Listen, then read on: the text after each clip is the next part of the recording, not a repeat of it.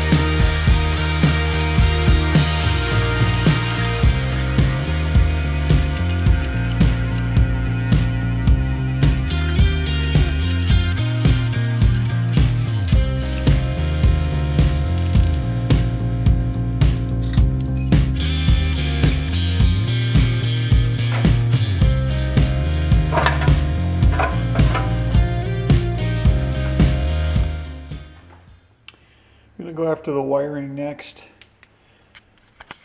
So here's my game plan. I've got a main harness.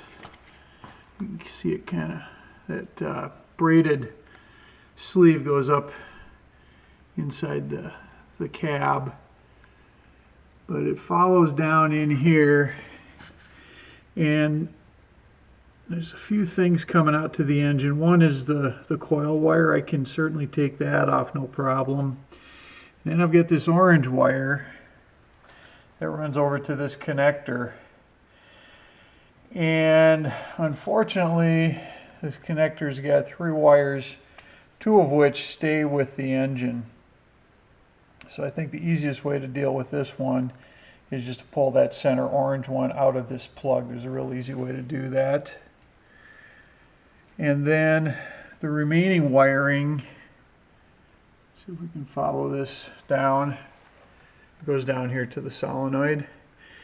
And I think in order to have enough, just a little more elbow room, I'm probably just going to unbolt the solenoid and just take that and leave it attached to the engine.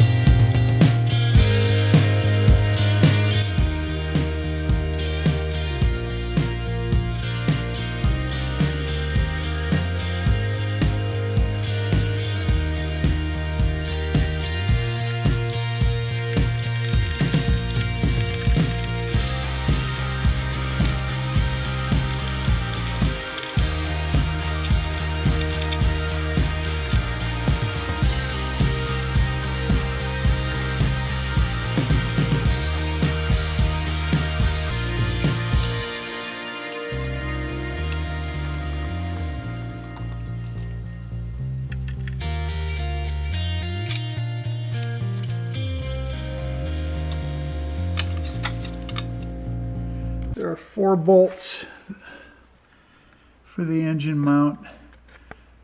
There's 2 on the back, and those back actually don't bolt into the frame. They bolt into this yellow shroud, but I don't want to try to take that shroud out with this because there's other things connected to that. So I need to get that bolt out, which is a little tricky. And then there's a bolt. Let's see if we can get a look at it right there. And that's really the one that holds the engine down to the frame. So 4 bolts.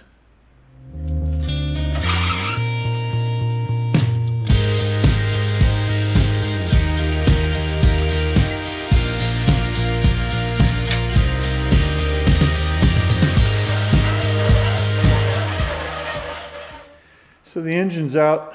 That was pretty easy. So I'll go through this, try to figure out what I need to do.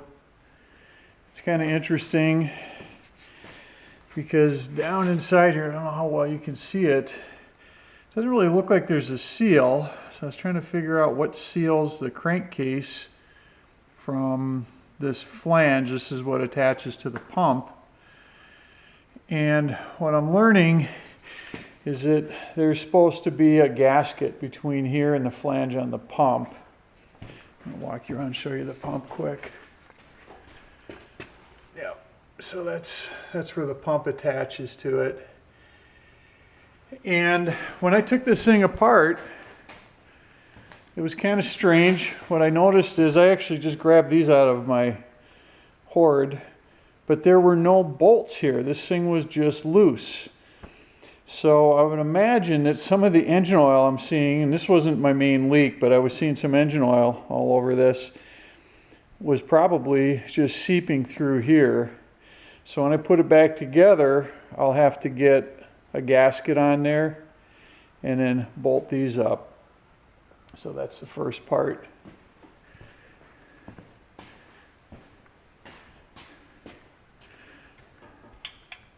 So the next thing I needed to do was get this heat shield off. You can see it right there. This heat shield was right up in here. And these sides right here were behind this flange. And that made it difficult to get out because it was kind of pinched in there. I couldn't slide it down. So I ended up disconnecting the controls for the pump, taking out a couple of bolts, mounting bolts, and pushing the pump forward, or pulling it back far enough that I could then slide this heat shield out and get a good look in here. So that's out now, and I've got real good access to this. So just cleaning up a little bit, there's a lot of crud in here that needs to be scooped out of here, but while I was cleaning, I noticed every so often I'd have a little drip coming from right here. And this is about, oh, I don't know, maybe half hour. This little bucket's been sitting here. So that seems to be where it's originating. And now we just have to figure out you know, where it starts. I'm kind of thinking it might be where this shaft comes into the pump. Maybe there's a seal in there. So I'll clean things up a little bit better and just, you know, look for that spot, see where it's coming from, and then figure out it's probably this piece. I just saw a drip go right from there, so I'm pretty sure it is that shaft. So I think I'll have to start taking this apart. Okay, here's where we're at. I did a little more work. I figured out how to get this arm off of here. This is basically just a little press fit. You can see back in here a little bushing with some slots, and then there's just a bolt that runs through this plate that squeezes down. So all I had to do was loosen this bolt, give this a little bit of a pry, and I was able to slide it off that way. So that control arm is now off along with this this little shaft, not shaft, but this little control. So here's what I'm left with now. Inside here are 2 O-rings, according to the parts diagram. It's number 4 and number 5 on that diagram.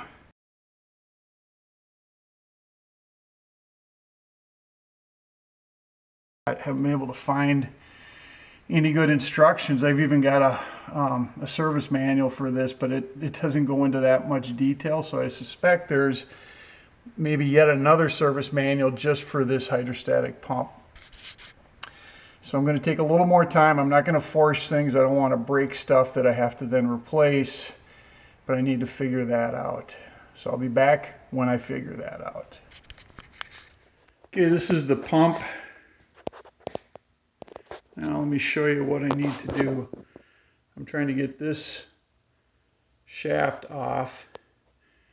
And if you look down inside the pump, you can see right here, there's a bolt. And that's what secures this shaft. Now, to get at that bolt, that could be a little bit tricky, but this isn't actually that tough. I don't need to take off this unit right here. All I need to do is rotate this just by pushing that down. Now you can see I got full access to that bolt.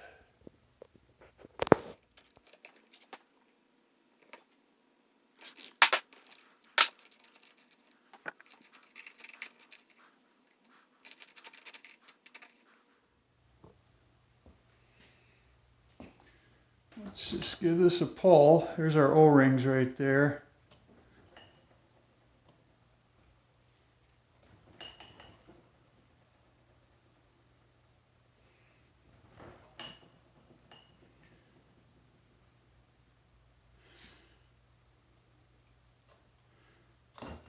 Okay, that's it. We're there.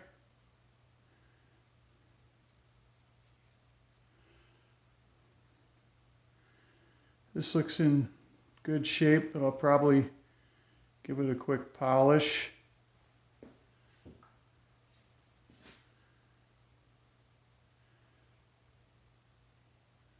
These O-rings look, visually they're in good shape, but with O-rings you just never know. So I just need to find 2 of these and I'll be good to go. I'm back from my parts run. I went to pick up a gasket. This I'll use a bit later. This is the gasket that is between the pump body and the mount plate on the engine. That's the one where it was missing completely and the bolts weren't even there. So we'll get to that when we do a reassembly. And this one is for that pump where it attaches to the rest of the hydrostatic pump. It's a metal gasket and looks like it's got a little rib in it, so I thought it would be best to replace that.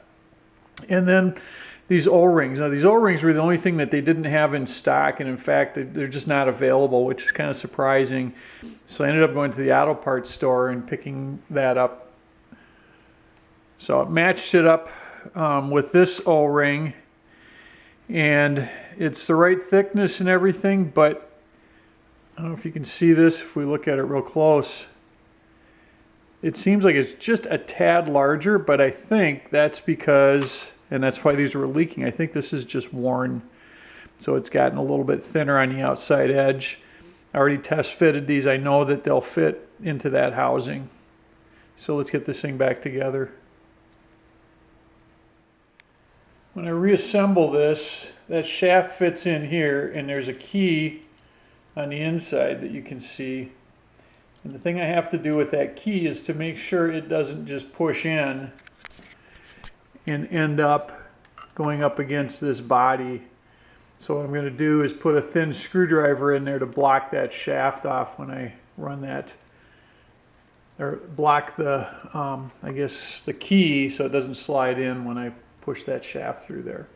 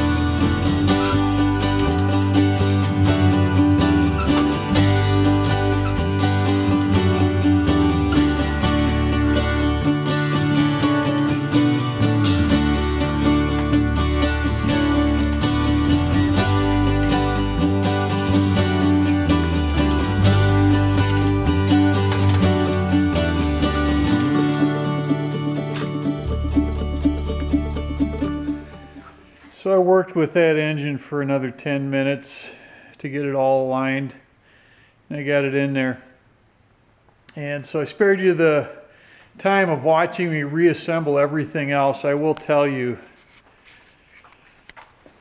this plate before, this yellow heat shield you see here, is nice and snug now. Before, that was just hanging loose. And so that's a huge difference. Now getting those bolts, I don't think you could see this very well, but the bolts that run from here into that pump, getting those tightened in, they come in from the back side, was just a bear. It was a contortionist job to try to get a hand back through the other side and to get those started. I ended up basically taking out, undoing the bolts down here that mount this engine to the frame.